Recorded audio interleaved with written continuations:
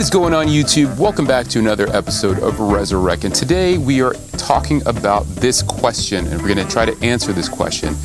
And the question is, what type of vehicles should I be trying to rebuild in order to flip and make money on? So we're going to kind of discuss some characteristics of a car that makes for a great flip, something that's profitable for you. So the first thing we're going to talk about is this question.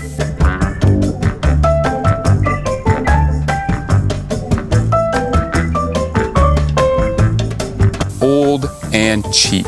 So honestly, even if you have a little bit of a higher skill set, but you've never flipped cars before, it might be good also to stick with old and cheap because you have a lot less to risk. So look for cars that are maybe 10 years or older. That's where I started. 10 years or older, under $1,000, whatever I could find that fit the bill, the nicest thing I could find, with the lowest amount of damage. And believe it or not, cars that are over 10 years old have very minimal damage, to get totaled. If you think about it, a car that's 10 years old, if it gets $1,000 or $1,500 in damage, it could be totaled because it's really not worth that much. So that can be an excellent opportunity to do very minimal repair and get a quick flip out of it.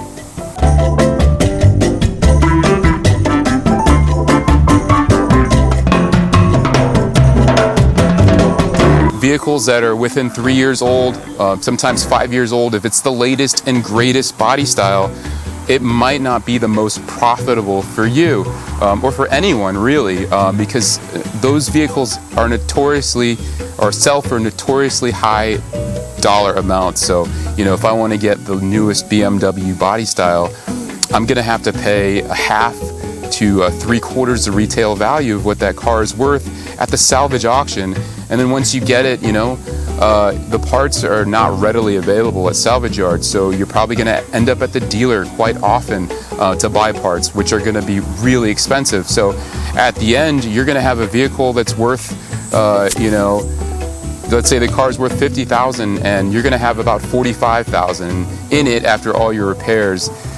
It's not really worth it. There's no room for profit. You're lucky if you're going to get back what you have in it. So a better year range is vehicles maybe within 5 to 7 or 5 to 8 years old. Some of these cars can still be worth quite a bit of money. The parts are more readily available. Not everybody's fighting for them at auction because there's more of them around. Those can be some of the most profitable cars. And if you think about it, if you spent $50,000 on a wrecked car and you made $10,000, yeah, that's good. But if you spent $10 or $15,000 on a car and made another $10,000, that's a lot better because you could buy 5 of those cheaper cars and make $50,000 versus putting all your eggs in one basket for this one car just to make 10 grand. It's not really worth it, so there's a lot of awesome cars from previous generations. Those are some of the best cars to flip.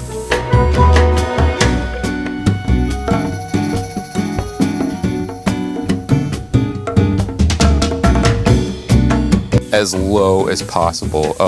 When you're flipping rebuilt vehicles, you're competing with a lot of other people that are selling their vehicles, that there's just a lot of options out there. If you give them the option of purchasing a very low mileage vehicle for the same price or less as everybody else's high mileage vehicle, even though your car has a salvage or rebuilt title, they may just consider your option.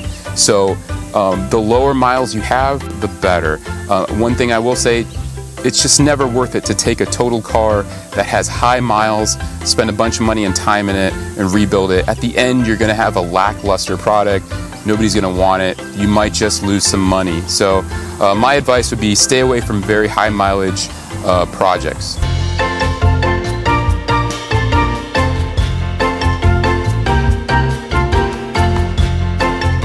Well, there's all types of cars that make for excellent rebuild projects. One thing I will say is it's good to kind of stick to a niche sometimes. So, maybe if you do like Mustangs, and all you do is Mustangs, well, that's great, because if you have to buy a donor car, you're going to have parts for multiple projects, not just one project. So like for example, for myself, there was a period where I did Dodge Challengers, and that was a very profitable period for me because I was running very efficiently. Also, there was a period where I was just doing pickup trucks, and that worked very well for me as well. Pickup trucks are a great, depending on your area, do very well because you know, people are a little bit less picky when it comes to a pickup truck. You know, they're not a BMW buyer. BMW buyers are looking for scratches and dings. Pickup truck buyers are typically, they just want to make sure the frame isn't rusted completely underneath the truck. So pickup truck guys are awesome guys to sell vehicles to. So that's another great niche.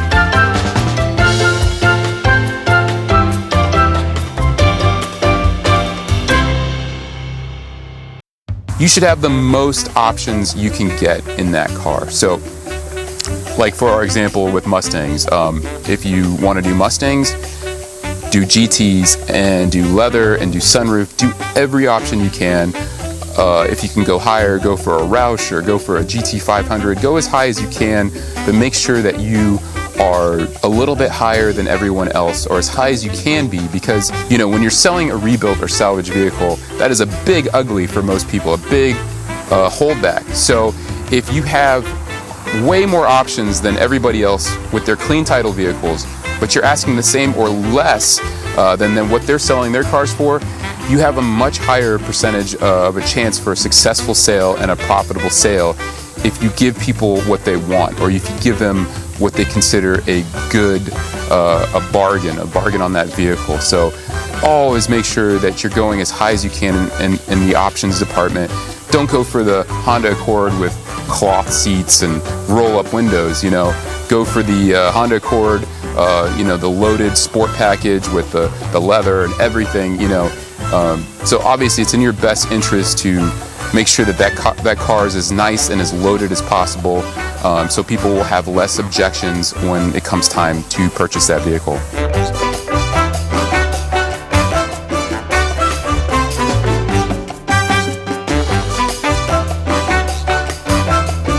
As little as possible. You know, if you're gonna buy a car that has a big problem, let's say it was totaled due to an accident or flood, or it was stolen, you know, make sure that that is the one and only problem. So if you get a totaled car, the miles are a little higher, the person that drove the car didn't maintain it as well as they should have, and you know, obviously in the higher mileage range, there's all kinds of big major things that need to be done as far as maintenance, you know. Or let's say that person driving the car just was a complete pig, and the inside of the car is just torn up and dirty, and there's cigarette you know, smoke smells and stains and burn marks everywhere. Just stay away from those vehicles. I mean, it's better just to go for the car that has the one problem versus chasing 5 or 6 problems. So you know, make sure that, you know, you get these cars. When you get these cars, obviously the lower the miles are better, the better interior condition, you know. Even if it's total, the rest of the paint looks great, but it's just this one section. Look for one problem. Don't chase multiple problems, because then you will really get yourself in a bind, and a lot of times you will lose money on a car that you're chasing multiple problems on.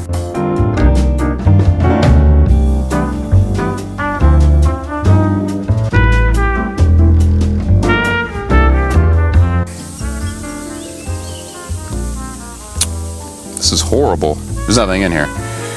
Alright guys, so if you like any of these videos, please hit that like and subscribe button. It really does help me. I appreciate any attention and comments and that you give below. If you have any questions, please, I'd be more than happy to answer.